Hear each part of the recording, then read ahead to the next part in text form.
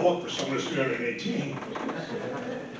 Anyway, good afternoon. And I must say, as you probably know, I'm Benjamin Franklin, and it gives me pleasure to welcome you here to Philadelphia, Pennsylvania for the, 85th Annual Surgical Update of the United States section of the International College of Surgeons. I guess something that important deserves a long name. Right. Over the years, I've seen in this city a significant amount of history. From the signing of the Declaration to the creation of the Constitution. Now, there are many things to see here if you're a first-time visitor. You have Betsy Ross's house, you have Independence Hall, the Liberty Bell, you have the Carpenter's Hall, you have the Revolutionary War Museum, and all of these are in walking distance of this hotel, So, now, I know that you're here to share ideas and probably learn more ideas for your field. And you're here to help for the well-being of the citizens, of the common good, which speaks volumes to me because my whole life was dedicated to helping the common good, because all of my ideas, inventions, and institutions I started, not one of them was for myself. They were all for the common good. I didn't even patent any of my inventions because I thought they were for mankind. And if anyone wanted to improve them, they were free to do so. So everything I did was for the common good. Now, but I must say there is one invention that I did not know I was inventing that was for myself. Does anyone know what that is? I'm wearing them.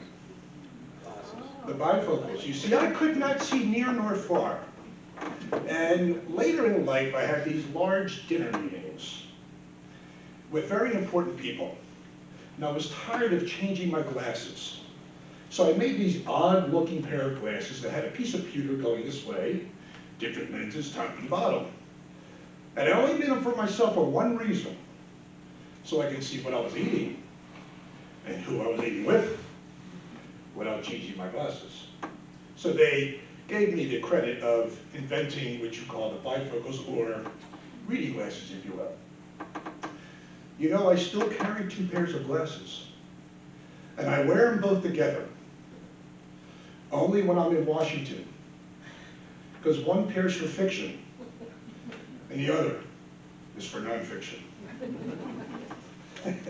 Now, there is something that I actually contributed to the scientists, to medical science.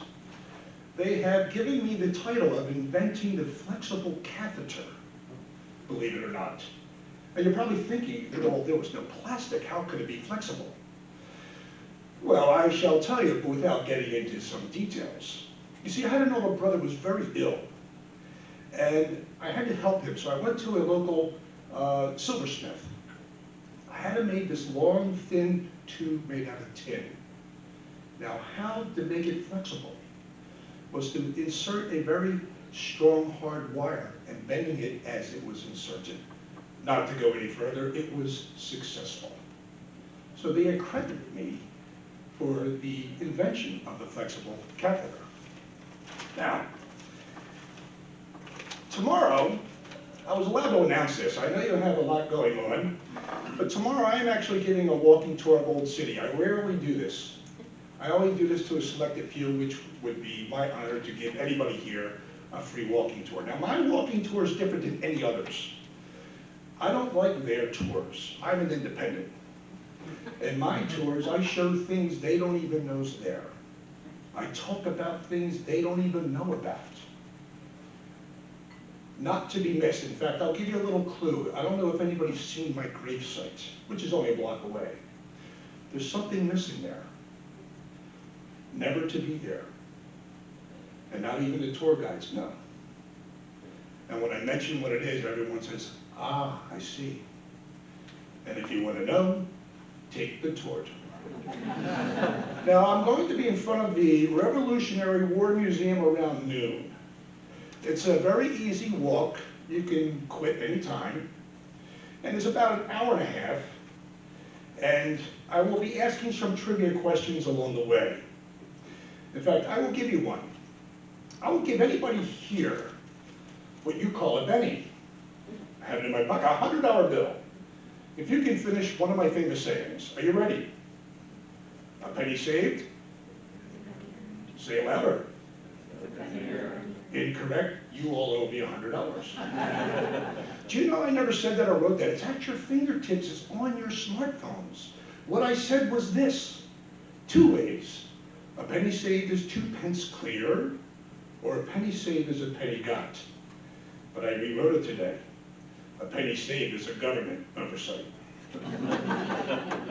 Now, I hope to see you tomorrow. But anyway, it now gives me a pleasure to introduce your Executive Director of the ICS-US section, ladies and gentlemen, Mr. Nick Renal.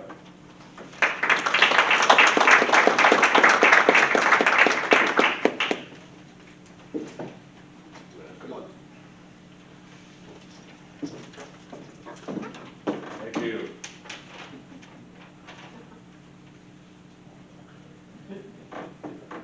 Thank you, Mr. Franklin. Your participation in our opening ceremony is truly appreciated, as are all your contributions to science as well as medicine. I'm now pleased to introduce the International College of Surgeons U.S. Section 2024 President. He has been a member of the International College of Surgeons since 2008 and is board certified in general surgery and surgical critical care. He is fellowship trained in advanced laparoscopic surgery at Columbia and surgical critical care at Hartford Hospital. He is the chief of surgery at Cambridge Health Alliance, an affiliate of Harvard Medical School in Boston, and is also a member of the faculty of surgery at Harvard Medical School. He is also an adjunct professor of surgery and clinician educator at Alfred Medical School at Brown University in Providence. Ladies and gentlemen, please give a warm welcome to our ICS-US 2024 President, Dr. Siva Vidyanathan.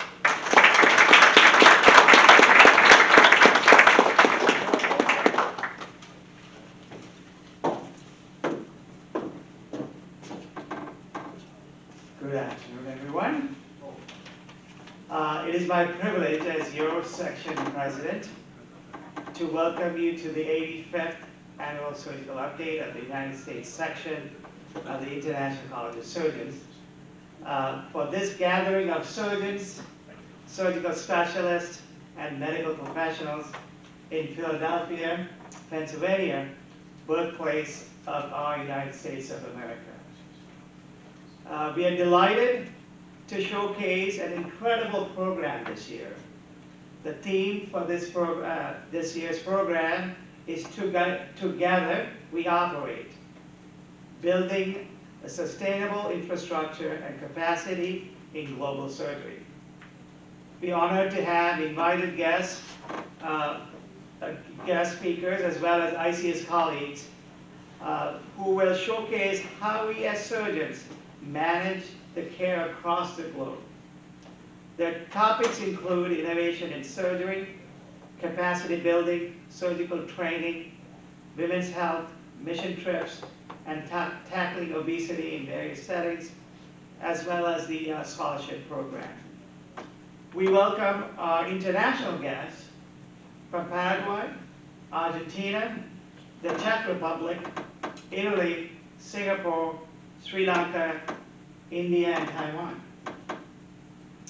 At this moment, we recognize the works of heroic surgeons in various conflicts around the world, in Middle East and in Ukraine, who are helping the injured as we speak, including our own past president, Mark Perlmutter. We also recognize the leaders and the ICS members who helped build ICS-US to do our mission to unify surgeons and related specialists to promote surgical excellence for the benefit of all people, and truly to live up to the vision of our founder, Max Thorax, who formed this organization 85 years ago. Ladies and gentlemen, we have an organization that has global surgery upliftment as its central goal. It is a unique organization with various specialists working together for the same goal. And I'm hoping in the next 3 days, you'll find these topics engaging and help find you ways to bring upliftment in global surgery as you encounter your future challenges. Thank you.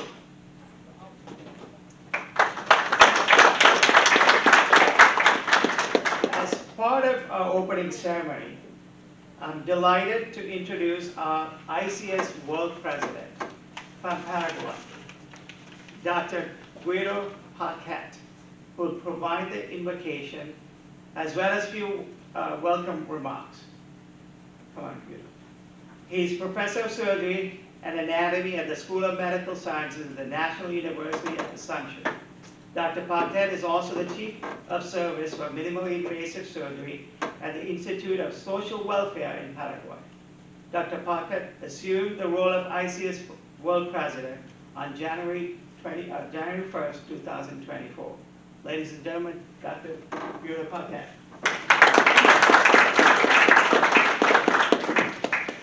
Good afternoon to everyone. Thank you, Siva. I have to read this. They told me former presidents memorize this, but that's not for me. I can't memorize it.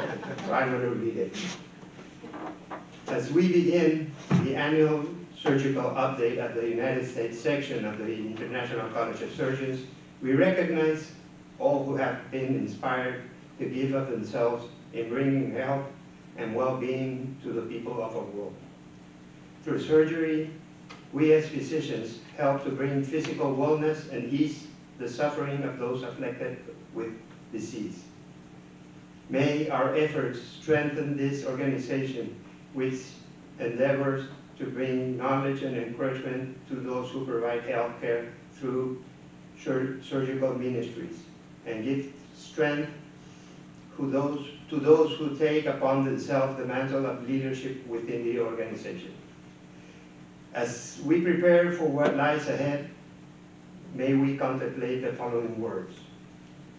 With our friends besides us and no person beneath us, with the bonds of medicine between us and our worries behind us, with our goals before us and no task beyond us, with a thirst for knowledge and the dream of a world where all have access to appropriate care.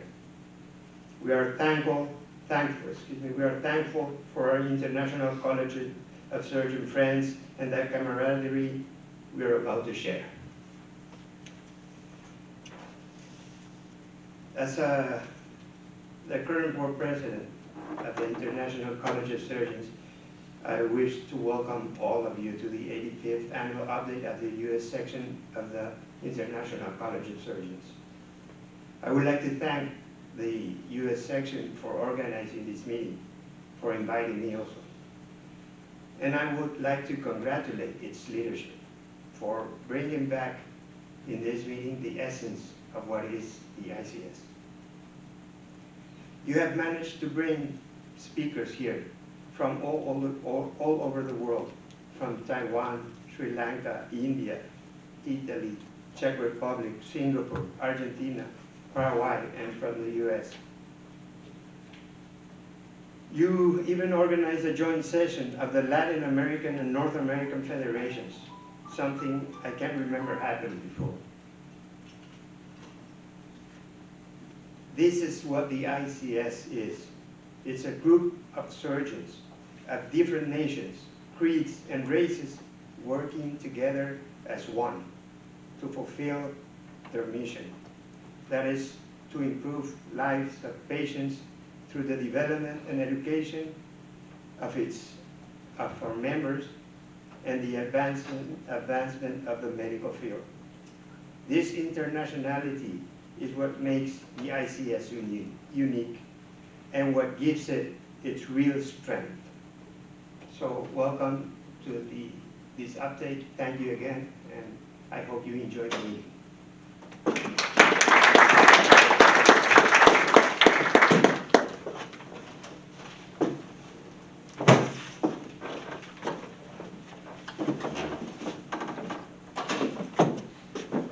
stated quite clearly in our mission statement, a primary goal of the U.S. section of ICS is to foster relationships with like-minded organizations to advance the art and science of surgery. For 20 years, we have had a good fortune to work closely with colleagues from our American Academy of Neurological and Orthopedic Surgeons, or the Academy, to develop scientific programming in the specialties of neurosurgery and orthopedic surgery. The sessions presented today during this conference on Friday and Saturday were developed with the support and assistance of the Academy, its board of directors, and the scientific organization committee. On behalf of the officers and fellows of the U.S. section, I thank you all and the members of the Academy for joining us here in Philadelphia. We wish the Academy great success. I also wish to recognize several special guests. Most of these guests have traveled from abroad to be with us today. First is our ICS World President, Vida Paquette from Paraguay, who you have already heard from. And thank you so much for coming to join us in Philadelphia and spending the week with us. Thank you, sir. Other members of the ICS World Body leadership from abroad who are here this week include the following. If you're present, please stand when I call your name. From Argentina, the Latin American Federation Secretary, Dr. Francisco Suarez. From Italy, the European Federation Secretary, Dr. Biagio Bravo. From Taiwan, ICS World Governor, Dr. Chin Kwok Chen. And from Czech Republic, Representative at Large, Dr. Pavel Potvos. Several others have joined us from abroad to contribute to our scientific program, and they include Drs. Chen and Li from Taiwan, Dr. Matthias from the Czech Republic, Dr. Chang and Dr. Yeo from Singapore, and Dr. Gobishankar from Sri Lanka. I would also like to acknowledge our keynote speaker, Dr. Harry Sachs from Los Angeles, and Dr. Patricia Newman from Syracuse. You're here as well. Thank you all for making the long journey to be here with us at our conference. If I missed anyone, please know that your contribution is also greatly appreciated. So, ladies and gentlemen, our opening ceremony is hereby concluded, and the scientific portion of our conference will begin. It is now my pleasure to introduce and invite to join me once again as my co-moderator for the scientific session, Dr. Vida Paquette. The opening session is entitled, "The World of Difference, United in Innovation." We'll begin with a presentation, not only a colleague, but also a very good friend, Dr. Jacques Fontaine from Moffitt Cancer Center in Tampa, Florida. He'll present on lessons learned from the Global Travel Fellowship of a Thoracic Surgeon. Dr. Jacques Fontaine is a senior member of Department of Thoracic Surgery for Moffitt Cancer Center and professor of surgery at University of Florida. Jacques, come on up.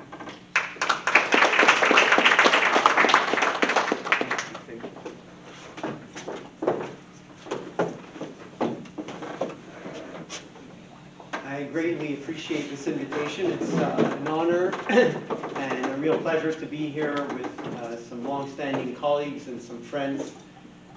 And I'm here to speak to you in the next few minutes, I think 10 minutes, on my personal perspective on the rise, because this session is called about innovation.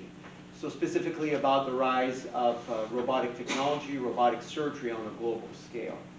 And these are my perspectives. This is my disclosure. I am a proctor for Intuitive for almost a decade now, and some other disclosures I have.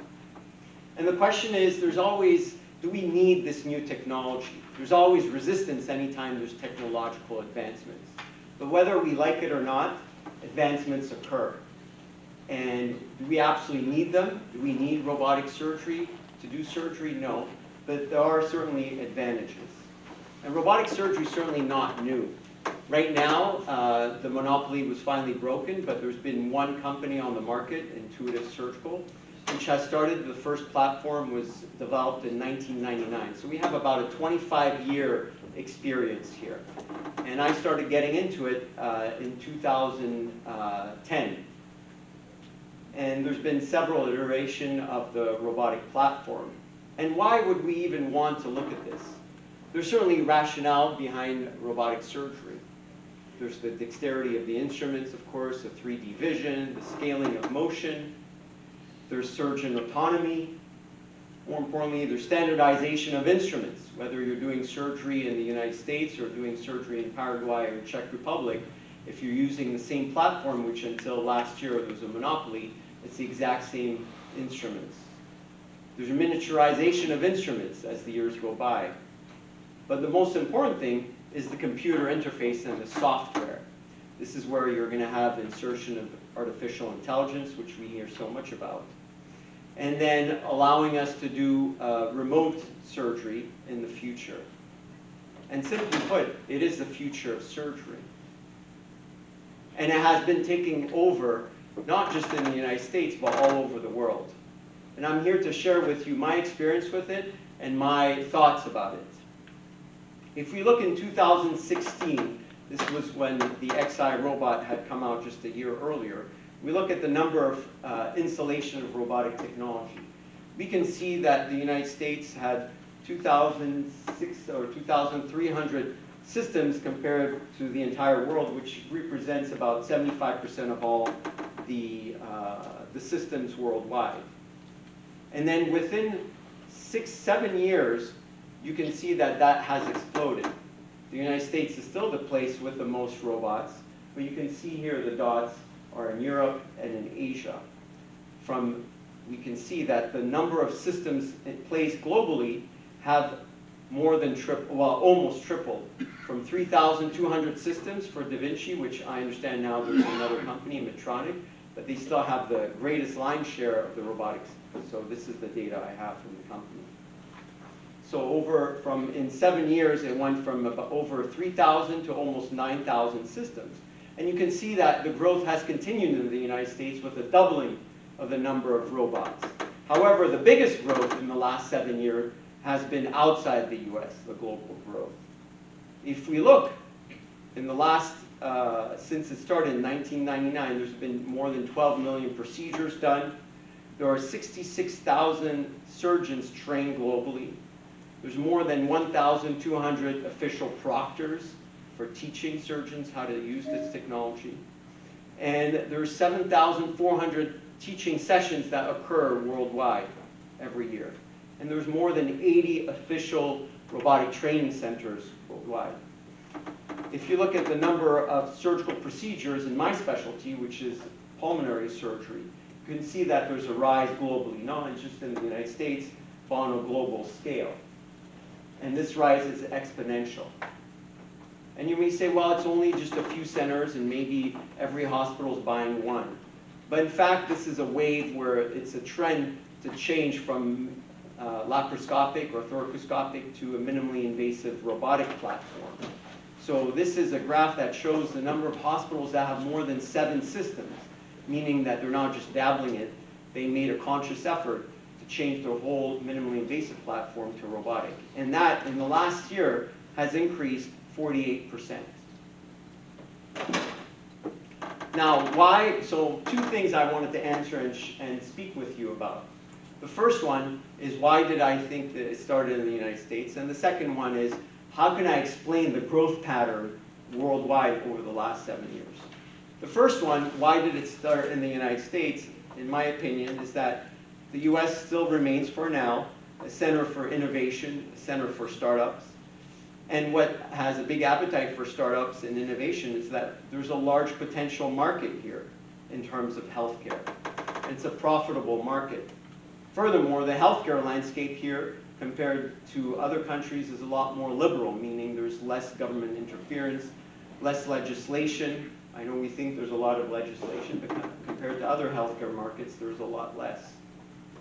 Furthermore, is that there's a robust private system that has deep pockets, as I'll show you, with high budgets. And lastly, is that we have a society or patients that have high expectations in terms of innovation. That's why I think it started mostly in the United States, but as you can see, the growth in the United States continues, but the growth outside the US is really exponentially taking off. And the reason why I think it's growing in that certain direction, or in certain countries more than others, are for 4 reasons, in my opinion. The first one is healthcare spending per capita. If we look, the United States per capita spends $12,000 on healthcare. That's for medication, that's for surgical technology, that's for home health visits, that's for everything. Prescription medication, whether it's Medicare or third-party insurance. $12,000, which is almost double what other European countries spend. And you may say, well, we spend more because we have the biggest GDP per capita. Well, that's not true. If you look here on the graph, the 3 dots that are outliers, they have a higher GDP per capita. They're Luxembourg and Norway and Switzerland, which have a higher GDP per capita. However, they spend less per capita, although they have a bigger economy per capita. The outlier in green is the United States, which for the same GDP per capita as Sweden and France and Germany, we spend almost double as much on healthcare.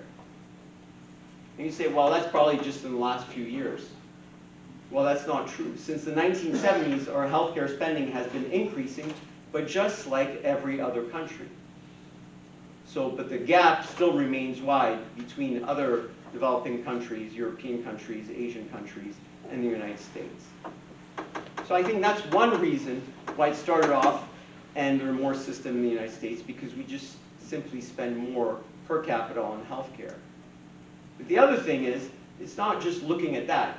Are there disparities? Are there more rich patients in certain countries than other countries?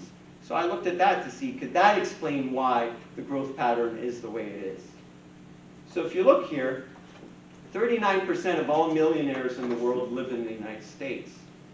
China has the 2nd most number of millionaires. Could that be a trend? Japan has the 3rd number of most millionaires. So maybe it's the actual number of rich people per country that drives why they have more robotic platforms. Or maybe you shouldn't look at it that way. So I looked at it a different way. What percentage of the patients in that country are millionaires or rich off? And the United States does not have the highest number of millionaires per capita. In fact, countries like Switzerland, Hong Kong, Singapore, or even Australia has more millionaires per capita than the United States. But I think when I look and try to correlate the map where the most systems are in 2022 and the number of millionaires, that's where you see a correlation. However, seeing that China has the 2nd most number of millionaires, how come China doesn't have more than Europe, for example? So there has to be other factors. It's multifactorial. So I looked at other things.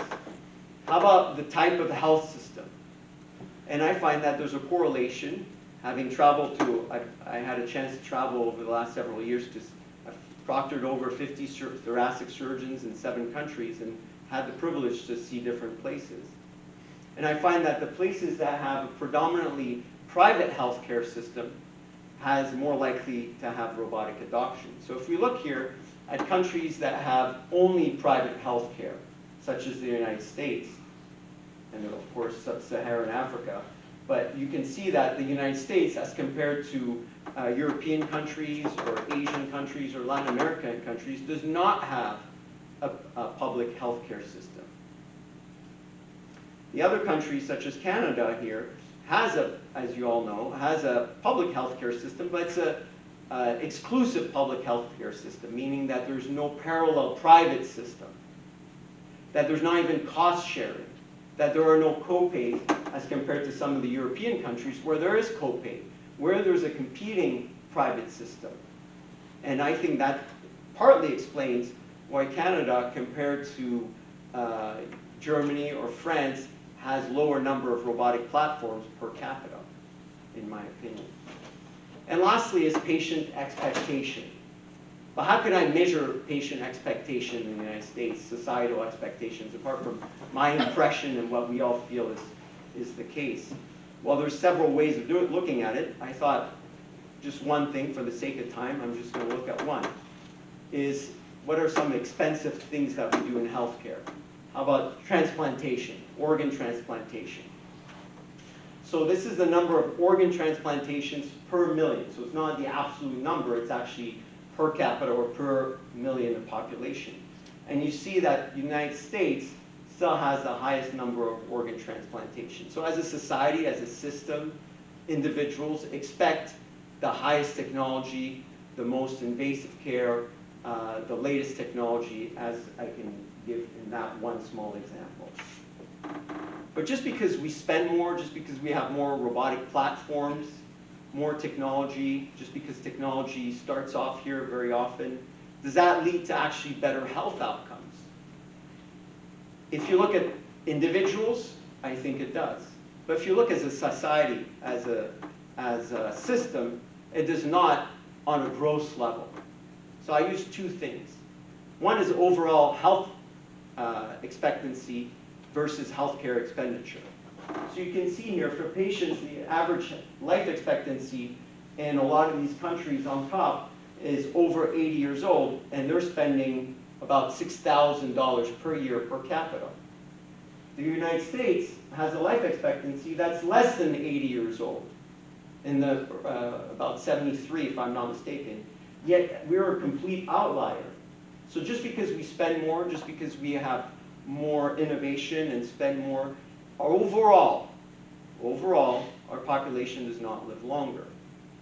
Now, how about for my specific specialty, which is lung cancer surgery and lung cancer? Just because we perform the most robotic lung cancer resections in the world does not mean that we have better cure rates. In fact, the overall death rate from lung cancer per country, per capita, is not the highest in the, or is not the best in the United States. So we are not curing lung cancer more often. We're not having better overall survival as a society in lung cancer, although we perform the most robotic lung cancer resections in the world. So in conclusion, robotic surgery is here to stay. It's growing exponentially. It already grew exponentially in the United States. That growth curve is still up, but it's flattening out. It's growing exponentially outside the United States. The United States still remains the hub for innovation in terms of technology for now. The prediction of growth pattern, in my opinion, as I mentioned, is multifactorial. I couldn't really find one reason why certain countries are adopting it faster than others. And lastly is that surgical technical innovation does not impact gross health-related outcomes on a national level. It may on a personal level, but not on a national level. In my opinion, robotic surgery does have a role. It is beneficial. But in my opinion, it's beneficial as a niche luxury for individuals or for social healthcare systems who can afford it on a global scale. Thank you.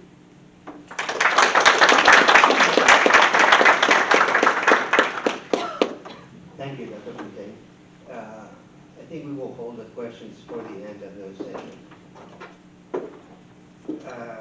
Well, I'm delighted and honored to present our next speaker. He is a personal friend of mine. He is Dr. Thav Thambi-Pillai, Professor and Vice Chair of Surgery, Program Director, General Surgery, Residency, Sanford School of Medicine, University of South Dakota. He is also now the President-elect of the International College of Surgeons. His lecture is Going Beyond Global Surgery 2030, Developing a Renal Transplant Center in LMIC.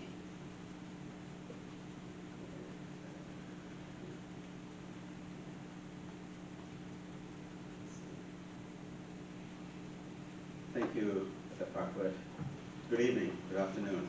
Got my South Dakota crew at the front, great.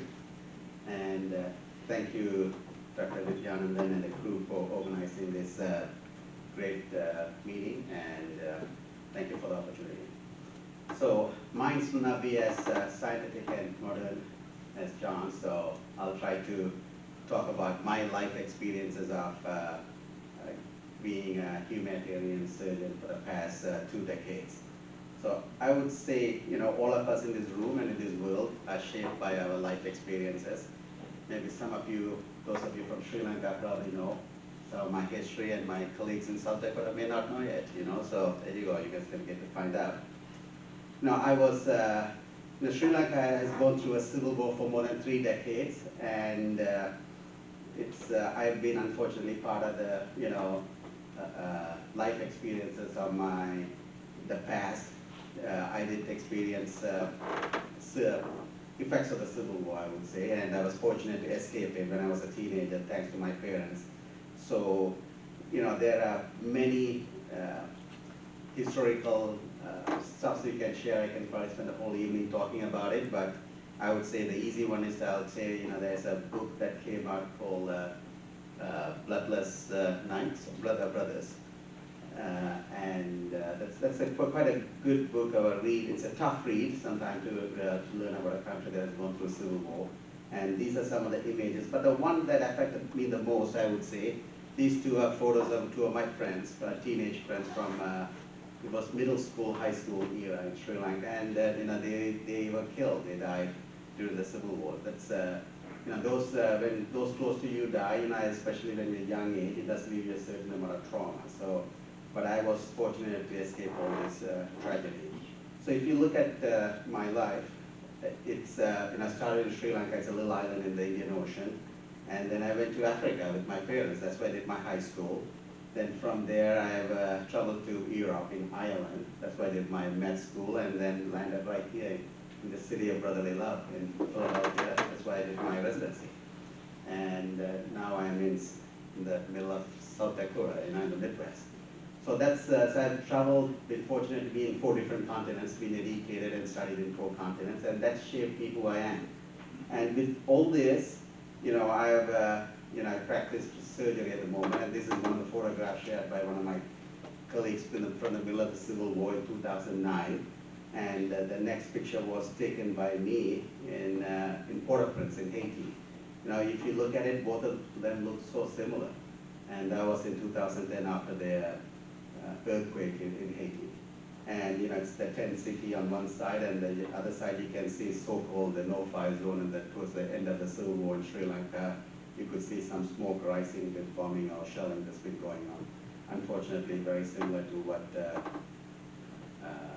has been going on in Gaza too, I suppose. And so it is true, the war and poverty look the same globally. They don't discriminate too much. As a surgeon, I also learned very quickly, it doesn't matter whether I'm operating in Honduras with one of my residents or whether I'm in Sri Lanka operating with my colleagues, the health is the same. Whether it's internal organs, everything else, are the very same.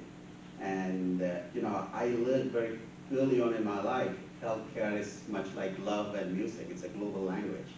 And, whether you have appendicitis or cancer, they all look the same regardless of where we operate on. I think that's a privilege to be in that position. With that background, most of you in this room are aware of global surgery 2030 and its goals, 5 goals, and that's it's a humbling set of goals set by the Lancet Commission to talk about how to improve global surgery and put the surgical needs of a global patient at the forefront of it rather than be a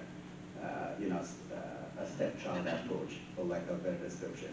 But the most important thing the World Health Assembly and the organization made is surgery as an indivisible and indispensable part of the healthcare. So I think that's, with that in the background, I think people say politics is local, so you have to know what's going on globally, and the Millennium Development Goals and Sustainable Development Goals, they have progressed quite well, unfortunately, compared to our surgical global surgery 2030 expectations. Unfortunately, I don't think we're going to meet the needs the goals that we have set. We have only, literally 6 years left, and I don't think so. I think we are not even halfway through the expectations, so we'll probably will get a better report when we're in Geneva next month.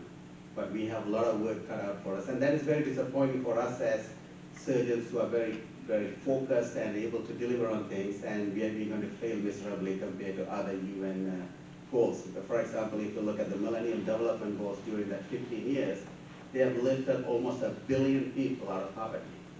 That's a significant number, pulling 1 billion people out of poverty. And this is the background of, knowing Sri Lanka since I was born there and knew the intricacies of the political and local cultural and issues. I was able to work through with my colleagues. But whenever you go into an area to work, you are going to have issues. I mean, of course, we had the war in Sri Lanka that ended in 2009. And then, of course, they had tsunami before that. Then, of course, the economic crisis and the COVID. So I think when you take on some big projects, you have to be ready to face multiple brick walls. I think perseverance will come very importantly. So my journey for starting a transplant started when I was a fellow here at Penn, in 2003.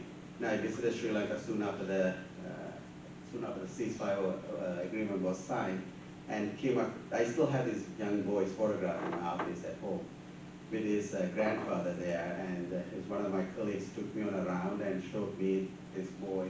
Said, oh, he's probably 9 or 10 years of age, and he's got kidney failure, and he's going to die. It was 2003, because there's no dollars available in the public sector. They didn't have enough money to do transplants in private sector. I just could not wrap my mind around, as a transplant fellow, a young boy is going to die because of benign illness. It just, it was a hard pill for me to swallow. So that's when I came back here and worked with my colleagues, and as you can see, the slides from the co-founded an organization called International Medical Health Organization, IMHO, and so a lot of the work that I've done is through IMHO and ICS. That's why I have both logos on all my slides. And started, okay, maybe I'll do what I'm really good at, teaching people and transfer of knowledge.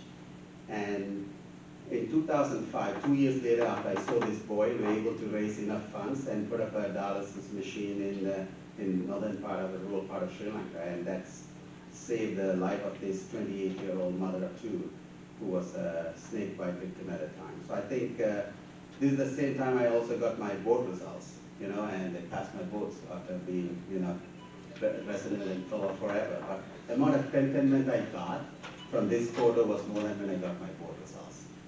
So I think that speaks volume. It is in giving that you truly receive.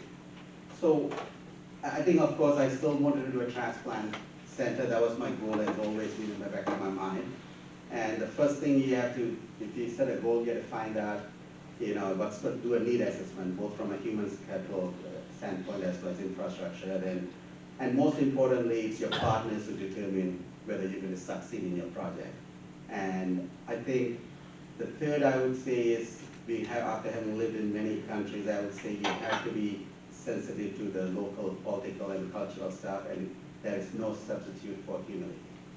I mean, as surgeons, it's tough to find, but I think humility is so important if you want to work with people of different cultures and traditions and so on.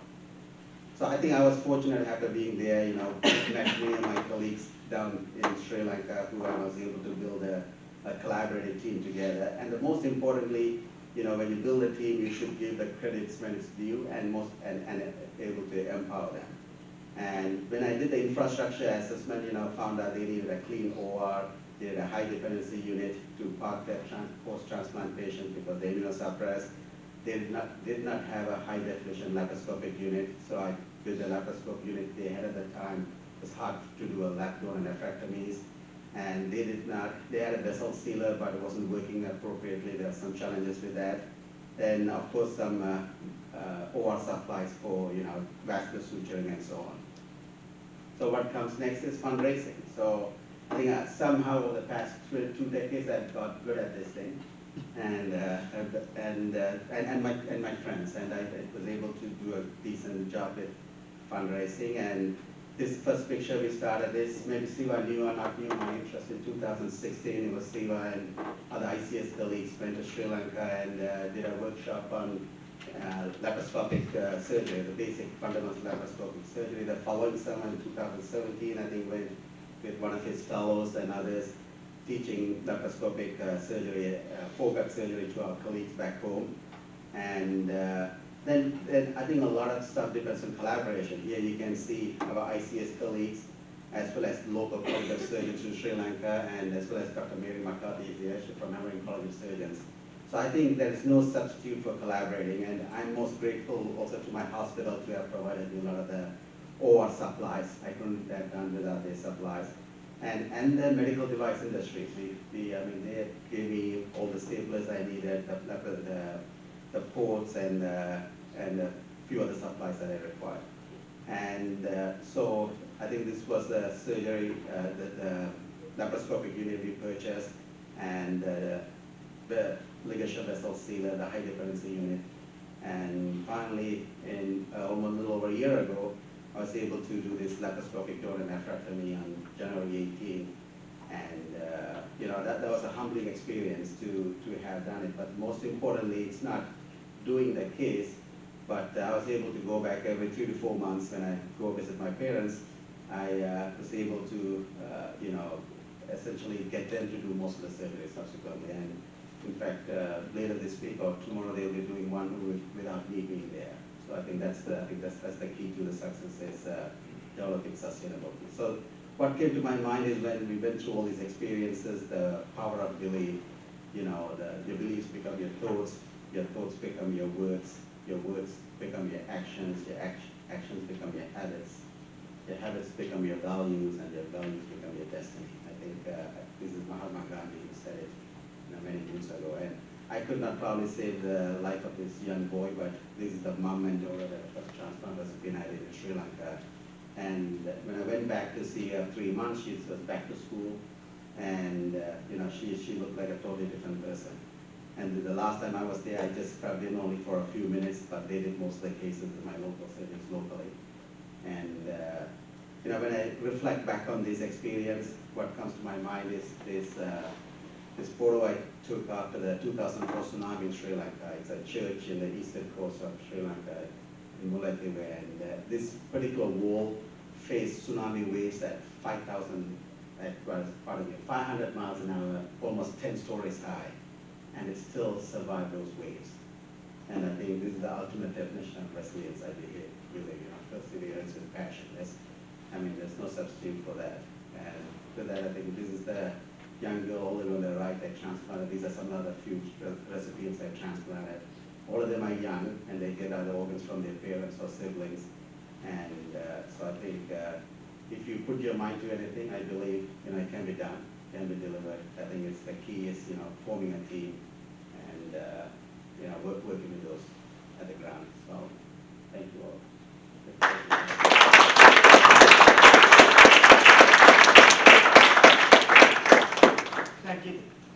Thank you, Thav, for that excellent talk, very inspiring. Again, we'll hold questions till the end of the session.